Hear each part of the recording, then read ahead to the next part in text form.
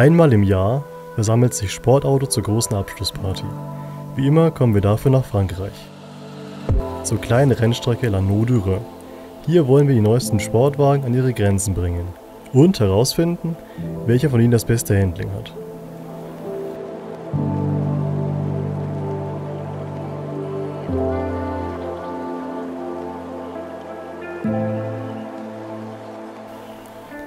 Dieses Jahr haben wir uns für das Line-Up etwas ganz Besonderes ausgedacht und nur die Creme de la Creme der Supersportwagenwelt eingeladen. Mit dabei ist der Honda NSX, das Hightech-Remake der Ikone von 1990. Außerdem am Start der hier fast schon zurückhaltende Audi R8. Der Klassiker, Porsches 911 GT3. McLarens neuestes Supercar, der 720S. Ganz in grün der Mercedes AMG GTR. Corvette schickt die Z06 ins Rennen. Und Lamborghini ließ den Huracan performante Feuer spucken.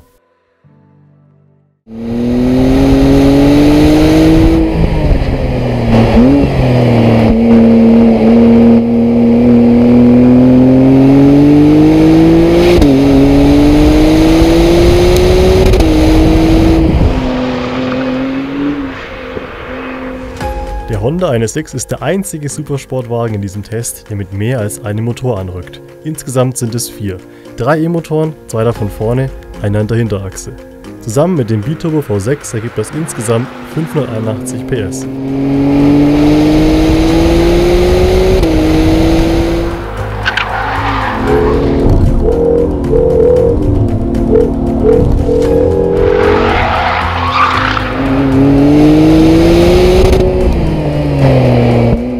Am Ende ist es ein Gewicht von mehr als 1,7 Tonnen, das dem NSX etwas Kurvenspeed raubt und ihn damit zum einzigen Kandidaten macht, der die 1-Minute-Marke nicht knacken kann.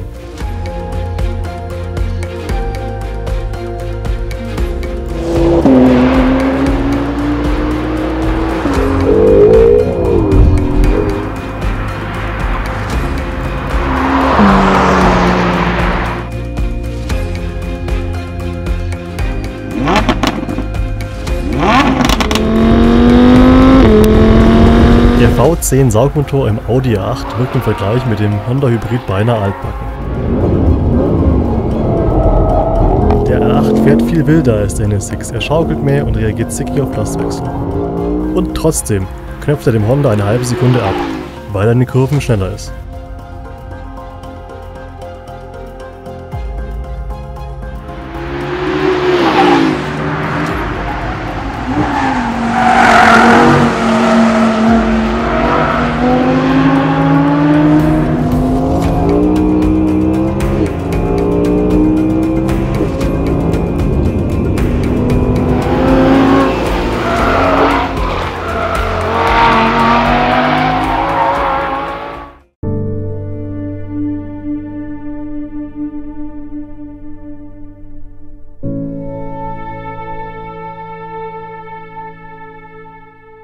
Es gibt nicht viele Autos, die so faszinieren wie der Porsche 911 GT3. Sein neuer 4-Liter Boxer Saugmotor leistet 500 PS, was ihn heute zum schwächsten Kandidaten macht.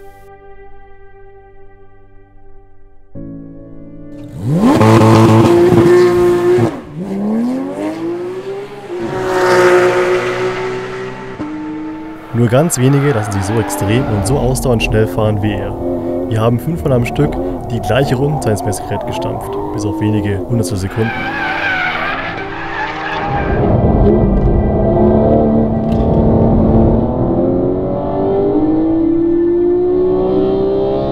Ein paar von euch müssen wir jetzt enttäuschen.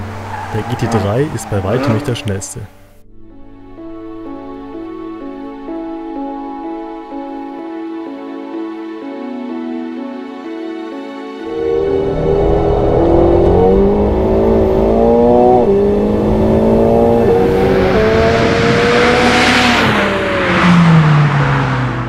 Der McLaren 720S ist das stärkste Auto im Feld. Seine 720 PS machen ihn eigentlich schon zum Hypercar. Und so sieht er auch aus.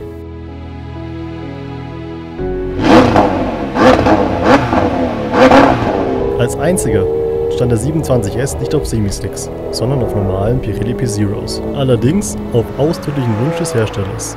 In den Kurven ist er deshalb minimal langsamer als der GT3. Diesen Nachteil gleicht er mit seinem brutalen Schub nicht nur aus, sondern wandelt ihn gleich um, in einen kleinen Vorsprung. Wie gesagt, auf normalen Straßenreifen.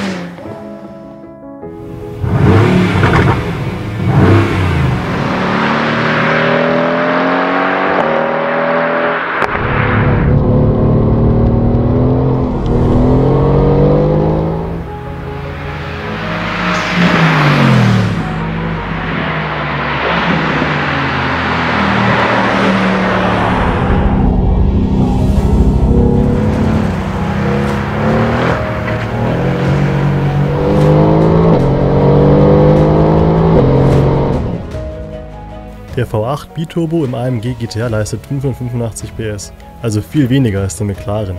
Aber das Triebwerk aus der Falterbach klingt so viel dunkler, so viel brutaler.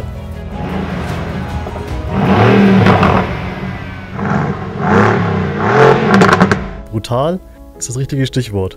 Trotz ultramoderner Traktionskontrolle brauchst du viel Gefühl im Fuß. Richtig wohl fühlt sich der massige AMG auf dem engen Kurs nicht.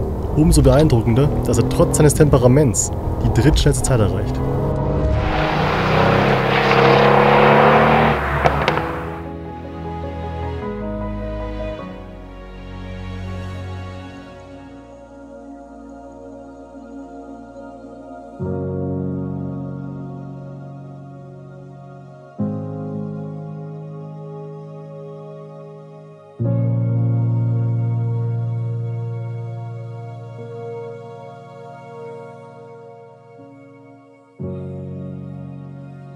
Im Prinzip sind sich AMG GT-R und Corvette Z06 sehr ähnlich. Beide verwenden sogar den gleichen Reifen, Michelin Cup 2 in ZP-Spezifikation, in seinem Aufbau fast ein Slick. Auffälligster Unterschied zwischen Corvette und Mercedes: der V8-Motor in der Z06 wird per Kompressor aufgeladen, nicht per Biturbo wie im AMG. Die 640 PS entfalten sich linearer und sind einfacher zu handeln, meistens zumindest. Mit der Folge, dass mit der Corvette das günstigste Auto auf Platz 2 liegt und das einzige mit Handschaltung.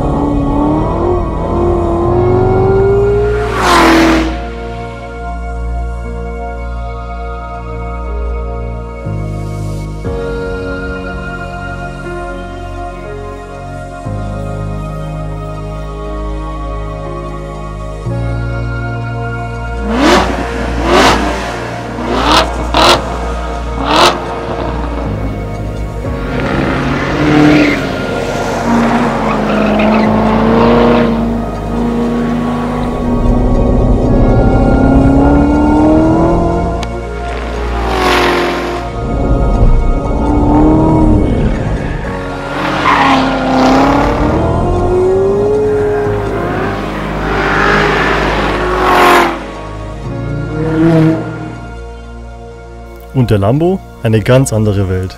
Nicht nur wegen seiner irren 10-Zylinder-Infernalik, die so viel lauter, rauer und intensiver klingt als die im Audi.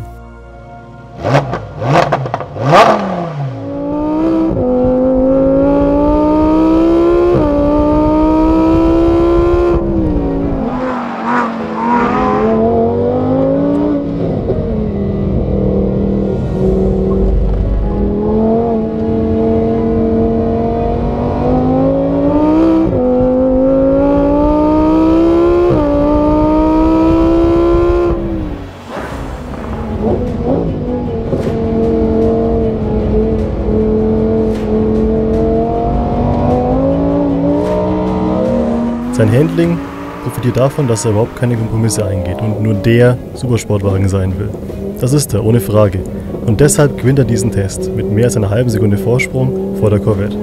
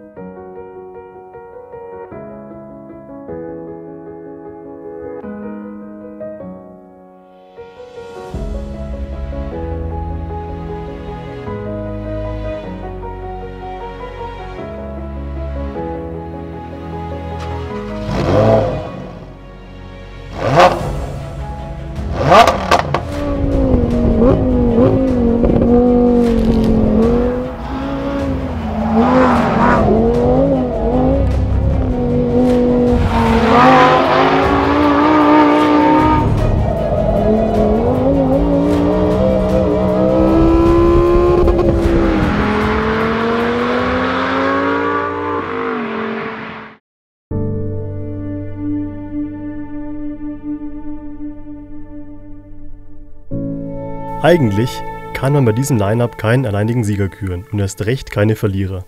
Alle waren unfassbar schnell, auch wenn es bei Temperaturen um den Gefrierpunkt nicht immer leicht war, die Reifen ans Arbeiten zu kriegen. So richtig überrascht haben uns zwei Kandidaten.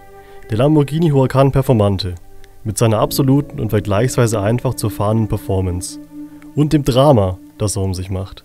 Und dann wäre da noch der McLaren, dessen Handling so filigran ist wie eine Spinne in ihrem Netz und dessen schiere Kraft so losbricht, wie man sich die Apokalypse vorstellt.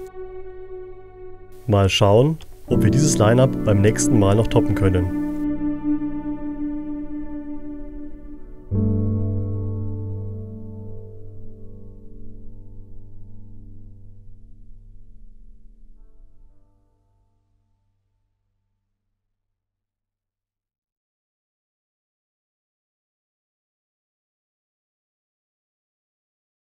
Wenn euch dieses Video gefallen hat, gebt uns einen Daumen nach oben und lasst einen Kommentar da. Für mehr Sportauto-Videos abonniert unseren Channel.